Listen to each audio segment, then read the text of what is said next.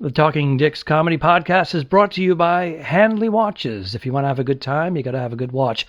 HandleyWatches.com. Isn't that right, Al? That is, yeah. I say basically, screw that Apple Watch, get yourself a Handley, and you'll know what time it is. You know what I'm saying?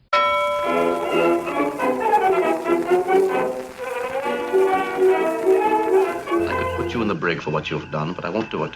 Talking Dicks, Volume 85. We are the Talking Dicks, spun off from the web series The Two Dicks, available on YouTube, and our podcast available everywhere, and on Patreon. If you want to see myself, Al Romas in Tampa, that's Al Ducharme in Studio City. He's wearing some sort of a tan shirt today with, looks like, who we got? Abbott and Costello on there. A little Abbott and Costello. And a tan Who's on first? Kind of hat. Some sort of maybe a big game hat. Maybe you're on a safari. Yeah, a little safari hat, a mini one, though. And then I have the Who's on First and a picture of Abbott and Costello, and they're in their baseball uniforms doing their bit. And then on the back, it has the whole thing written on it. I'm not going to get up and show you, but the entire Who's on First. And I only wear it a couple times a year because I want it to last. Wow. Yeah. Do you, are you, I mean, I appreciate what it is. Are you a fan of the bit? Like, has it ever made you laugh, the bit? Or is it just, I think when I was younger, when I first, I truly appreciate what it is. I mean, yeah, they had a chemistry. They were together. They were comedy teams everywhere, Laurel and Hardy. These guys are a little after them. And I wonder who wrote it. I wonder who wrote the bit. Who came up with it? I don't know. Yeah. Who's credited for it? Did they just riff? Yeah. Did they outline it and riff, or did they like... I don't know if they wrote Abbott and Costello. You know what I mean? Like, maybe they had writers. Maybe they did. Did they... Speaking of which, if you feel as though that you would like to write for the Talking Dicks or the Two Dicks, please send in some samples and we'll hire you on the spot. Yeah. Because that well has been tapped. I think a new bit might be who wrote Who's on First. That could be a new... We can do a modern version of it? A modern version of who wrote it. Who wrote it? Who wrote it? Right. Who? Right. No, I'm asking you, who wrote Who's on First? Who Wright? Who Wright Jr., to be exact. Yeah, see, that sucked. we need... That was horrible. We need some writers. I was saying we need writers. I feel like Carson back in the day. I'm reaching over for a quick... stick. A quick smoke, you know, and then put it out or put it on the side before anyone catches what I'm doing there. Like the old days on the Tonight... Even Letterman, back when he... remember when the band, a musician would come on? Letterman would put his feet up on the desk and have a stick and sit back and watch Warren Zevon or somebody like that. It was sitting cool. At the desk for 20 plus years. It's your home, you know. Yeah, man. These cigars, by the way, which you were involved in, I believe, not these cigars, but cigars. My sister got me some cigars for Christmas. Yes, she did. And I believe she asked you for a couple of recommendations. And the post office, being what it is, they were just delivered to her house. To her house? To her house. Well, they were supposed to be, because I was there for Christmas. Right. But they were supposed to be there in advance under the tree, and now it's January, whatever it is. End of January. And they just got there. So she's now repacking them and mailing them off to me, which I should get maybe next week sometime. So thank you, post office. Great job. What the hell? Well, I'm sure that she didn't open them up, right? I'm sure they're all sealed. No. And right. They have the humidor packet in there to keep the temperature or the humidity at the right 70%, she asked me 68%. She asked me, she goes, you think they'll be okay? I'm like, as long as you didn't open the bag, they should be fine. But she included the receipt just in case, and then she had talked to somebody, and they said if they're stale or dry, you can bring them back. Yeah, you know, they don't care. They want your business. They have my business, those sons of bitches. Well, now you got to wait. How did your sister send them to you? Did she send them by donkey? I didn't ask, but I'm assuming. I hope it's not USPS, which took a month to get to her. So I don't know. I didn't ask. But our sponsor, Handley Watches, they sent me some extra watch bands, and it said November 20th as the stamp date, and then I didn't get them until late December, after Christmas. Yeah. I have not even gotten my Hanley watch band yet. So you didn't? No, nothing. Oh, you know what? They sent them to your sister's I'd be showing house. it off on the Patreon. What's that? I didn't. Yeah, I'm not sporting mine today, but the listeners can't see it anyways. But the Patreon members can see it because they get all the exclusive video. They're special. Oh, I'm doing a Trump right now. Look, I'm drinking my cup with two hands and shaking. Yeah, you can. Did you watch today? Did you watch him fly away? We watched him fly away, walk across the grass, get into the Marine One, and that's all, folks. And that's it. We knew he wasn't going to go to the inauguration, anyways, because when you say when you say that the election was stolen, and you say it's going to be stolen, even before the results, you're just planting seeds everywhere. You're not going there. You're not going, and then that's fine. Speaking of which, I'm going to be on radio this Friday night, real radio, not podcast or Zoom. Sirius satellite radio, correct? Sirius satellite radio. So, I'll be talking some politics. I got to brush up. I don't want to look stupid. Are you going to be with our friend there, John Fugelsang? John Fugelsang, yeah. I've never met him, but I've been a fan because he has one of the best interviews ever. If you're a Beatle fan or you like the Beatles or any kind of thing, VH1 he did back in the day, but it's on YouTube. He does an interview with George Harrison that is just, it's great. He's a fan interviewing. He's tremendously talented on the radio interviewing. He's got that extra. Unbelievable interview. Yeah. Well, not just that interview. Everything you want, though. Yeah, but he's just he's good on the radio. That's his forte. He's done stand-up comedy as well. And, I met him back at the Comic Strip Live in New York City, and then I've been on his show a couple of times. But super laid back, really smart. He's from Long Island. Did you know that? I didn't know that. I don't know much. I just know that as a fan, I'm going to tell him, I've always loved that interview because it really, a lot of people will get to interview a Beatle or so, and they ask the wrong questions, and it sucks. And he was asking it was like a real fan interview, but not a gushing. It was just like, hey, let me talk to you about this, and it was great. So I've always John's one of those guys. He's a good-looking dude. He's got the chisel, whatever, and he did a lot of television hosting stuff, and and you just think, oh, he's a pretty boy, pretty face, but he's got like a noggin. He's got like a brain. And I follow him on Twitter. Very good stuff on Instagram. Always good stuff. So that's on Sirius. If you have a Sirius radio, it'll be on Channel 127 Friday night. I'm looking forward to it. No Zoom or podcast, just a real. Yeah, don't listen to this on Friday night. Listen to John Fugelsang on Sirius. Listen to Al Romas there. Listen to me not know what I'm talking about politically. No, he's very good. He'll watch me be exposed. He'll lead you and hand it off to you. He won't be like me, just making fun of you and you making fun of me. And there's none of that horse shit. It's all good stuff. And then I'll go to Reddit afterwards, and people are like, that guy was a fucking idiot. Never bring it. Reddit can be nice, or they can destroy. Scathing. Yeah, they'll be like, that guy was a fucking idiot. Man. I don't comment. I just read here and there.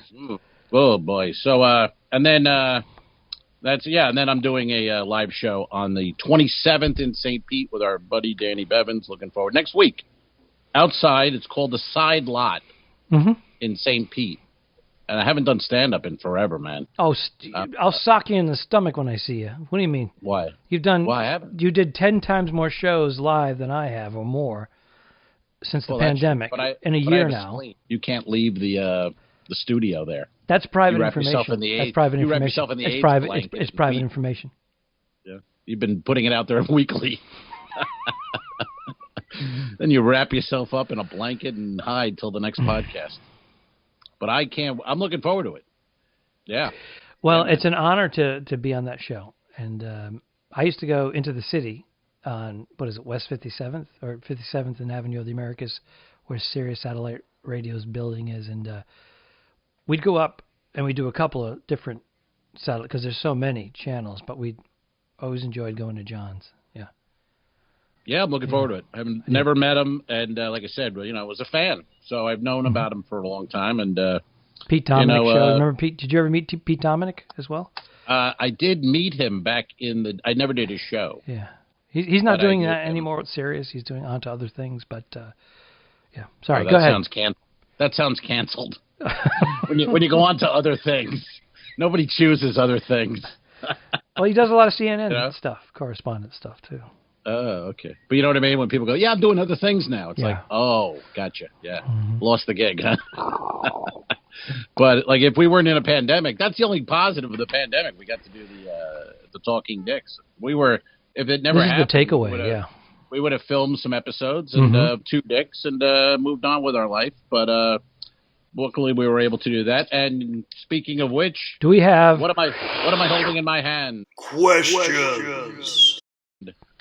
Patreon members, what am I holding in my hand? An envelope, please. May I have the envelope, please? We have questions. We take questions on Twitter, Instagram, wherever.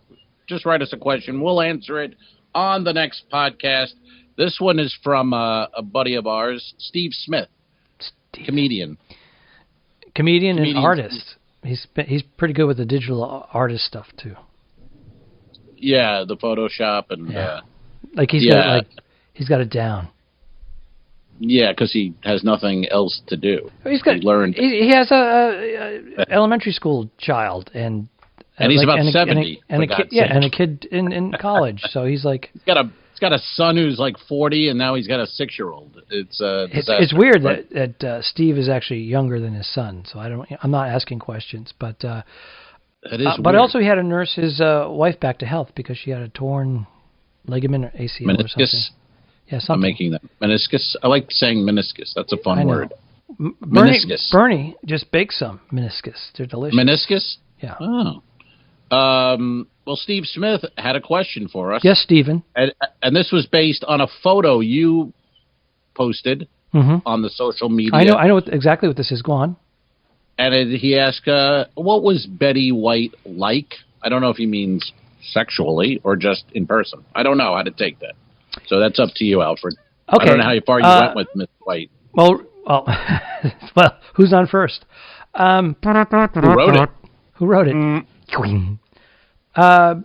Betty White recently turned 99 years old, and she still is pretty sharp.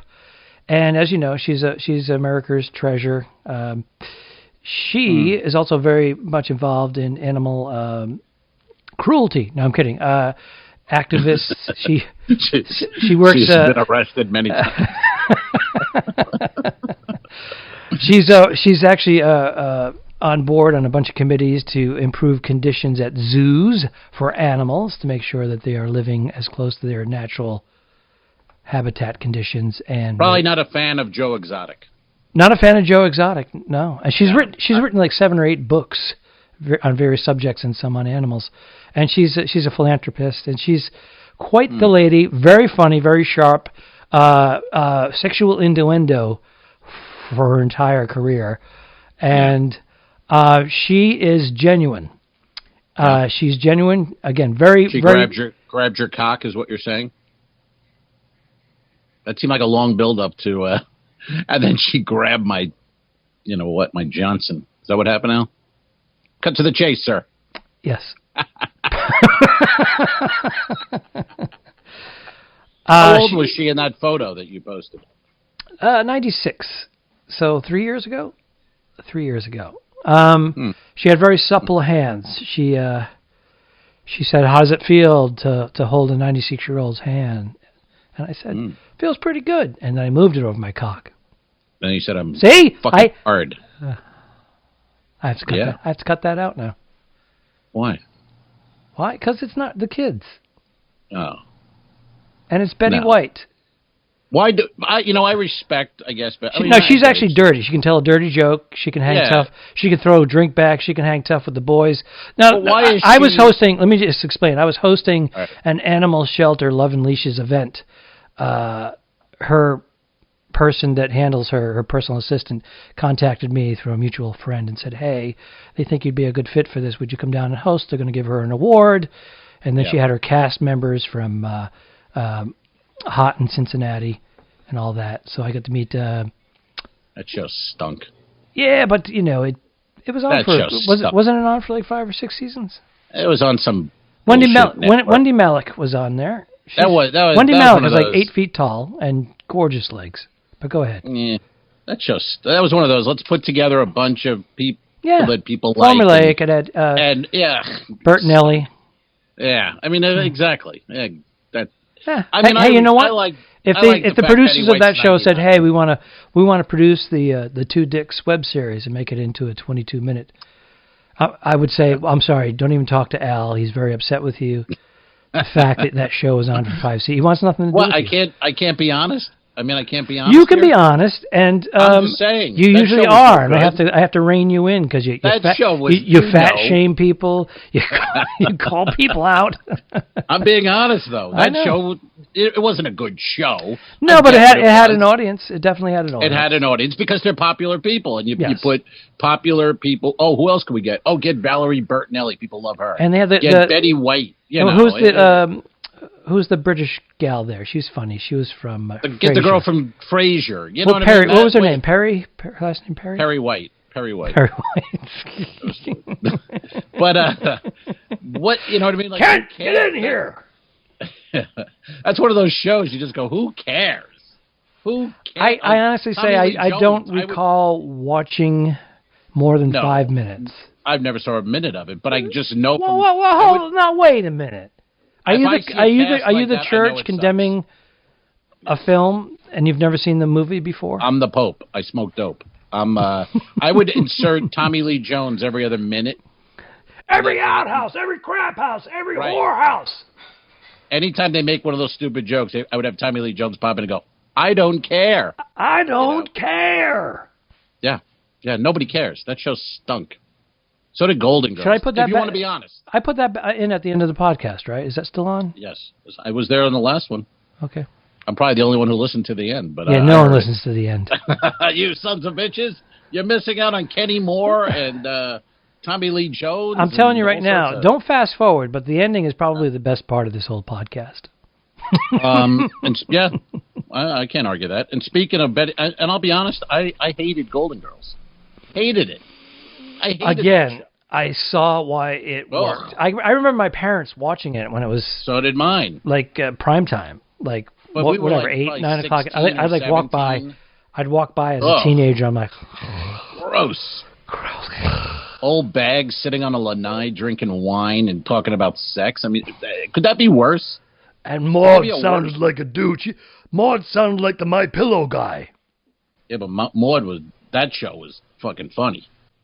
Maud. Maud, the spin-off funny, to... All in the Family Maud spin-off. Funny show. Yeah. Great show. Great writing. Great. Great. And I loved when Walter would treat her like a dog when he got mad. He'd go, Maud, sit. Like a dog. Was the only one who could get Maud to shut up. The only one. The only time he would take everything, but then when he got enough, Walter would just go, he'd let her get away. She'd let her, that's just small adjustment. Then she'd go too far, and then he's like, all right. And she would sit. Maud, sit. And it wasn't even like a chauvinistic thing. It was just like he was the only one who could rein her in when she was out of control. Oh, yeah. And he just stood in the corner at the little portable bar and drank and listened to her rant. And she was the alpha. She was definitely the alpha, and he was the... He let her know that, okay, Maud, you crossed the line. Back That's right. And then you had her daughter, Adrian Barboobs. Barboobs walking around. Barboobs. She had twins when she was like 50 or something like that. Is that true? Yep. Are those her tits, you mean? Her twins? What are you talking about? She had new tits? Motorboat. I remember on that show. A lot of sound effects today. I remember on that show, too, she had a son. And Walter always basically was implying that the kid was retarded. And his name, I just remember that little minutes of that show, moments. And whenever Walter would go, hey, what's Philip up to? Maud would just jump and go, Philip is not dumb. You're going to make me watch Maud again. Oh, it was great. And that beginning, remember Family Guy mocked it? They had that intro that never ends. Yes. Yeah, it was like a 4-minute intro to introduce Maud. And Peter Griffiths, and they go, come on! Already. And then there's, come on! Yeah. But, All right, well, that answered the question. Yeah. You got a hand job from Betty White when she was 96 at a dog and pony show. That was pretty much is that what happened? That's the gist of it. That's the gist of it. I liked it. Good show. I mean, good story. I didn't get to ride in the limo. I was supposed to ride in the limo. They were going to pick me up first and then pick her up second. And I got the phone call. What Could you just meet them there? You know, damn it. I'm sure it was. Yeah. They blamed it on traffic, but they didn't want you know. Betty was like, "What are we doing? We're picking up." They didn't want Betty fucking jumping my bones. Is what they didn't want. Betty made that call. She said, "What are we doing? We're going to pick up Al Ducharme first. Fuck that." No, they were going to pick me up, and we were going to pick her up. You know, she didn't want that. No. She wanted the limo to herself. But they lumped me in with. Not only was I hosting the event, but I was her chaperone, kind of like security guy. Even though they had mall security, it was in a mall. I was like. I was like, okay, I was behind the rope and I had to stop people. What do you mean it was in a mall? Because she was signing. It was in a mall, and there was a pet shop in the mall here on Wilshire in Los Angeles. And Betty White's in a mall? What was it, the Pacific Mall or something like that? Yeah. And fucking hundreds of people just like... Betty White's over at Spencer's Gifts? No, it was called Dogs and Leashes, and they were pet adoption, and she was the spokesperson. Aren't mall dogs usually, they're not rescued? I got that same gig with... those are sold. I don't care for that. Those are bought dogs at the mall. They're not rescues. This is Love and Leashes. This is rescues that are have their shot. Just saying, mall dogs usually... No. It was an empty store, and they used it for that one day as a special event. Oh, yeah. Gotcha. Like, you know how like a little Christmas tree thing will go up during the holidays? It's like an empty place. Yes, sir. Or a Halloween, some place that's been for lease for 3 years, and then they just rented it out for a month. Okay. Yeah. So apologize. Well, I'm not. I don't think to apologize about it. I had you're the way you described it. You said you were in a mall, and there's a dog play, and that usually means, but then I quickly told you that it wasn't one of those. You went, no, it's at a mall. Who's on first? Who wrote it? Who's in the mall? Who wrote it? Who's in the mall? Who wrote? Where? What mall? Where was it? The mall. The mall. Darth Mall. Just to go back to that whole Abbott Costello. Is that, imagine being those, now look at, we do our act, we can write our act, we can change it up nightly. Imagine those guys though, like vaudeville, every night they had to do that bit for years. You know what I mean? I don't feel any different when I do my act. The mindset. Well, no, but you can get out of your act if you want. You it's scripted. They're A to Z. There's no interacting with the audience. It's no switching the order. It's well rehearsed. Every night you got to just deliver those lines at the right moment. I mean, that's a drag. You know, like I have nights. I'm sure you do. Where you know what? It's a drag. You don't want to do your act. But when you're making crazy money, it's not. But they were in vaudeville. There was no money. Oh, okay. Well, they had door deals and whatnot, and they all went on. But vaudeville brought them to radio, which was television back then, and when they went syndicated, and then a lot of them went into movies. I was reading a book on the Marx Brothers in vaudeville, and they had times where they were at the train station and or the bus station, and they just don't have any money. That's a street performer. Yeah. Oh yeah. No, there was. Hey, comedy clubs. You got to remember when we first started out. It was a lot of them were free to get stage time, and then they gave you a little bit of money, gas money. And even now, in Los Angeles, comedians now will drive 4 or 5 hours for $0 to $50, just because there's so many comedians out here. Not anymore. They seem to be fleeing. Yes, a lot of them. A lot of big names have moved to Texas and Tennessee, South Florida. Nashville, South Florida. I see them popping up in Lauderdale. They're all getting their vaccines, waiting for the cruise industry to kick in. Those but Al Romas has that market cornered right now. I have nothing cornered. Iceberg, right ahead! Vaccine, dead ahead! I didn't kill my wife! I don't care! We'll fix it in post, you son of a bitch. No, really, don't mess with me, because I don't come down to the bus station and slap the dick out of your mouth when you're working, do I?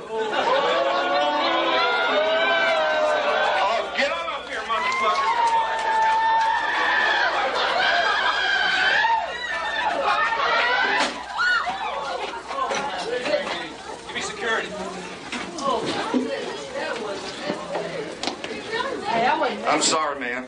The guy fucking came at me. What do you think, folks? No way. Okay, show.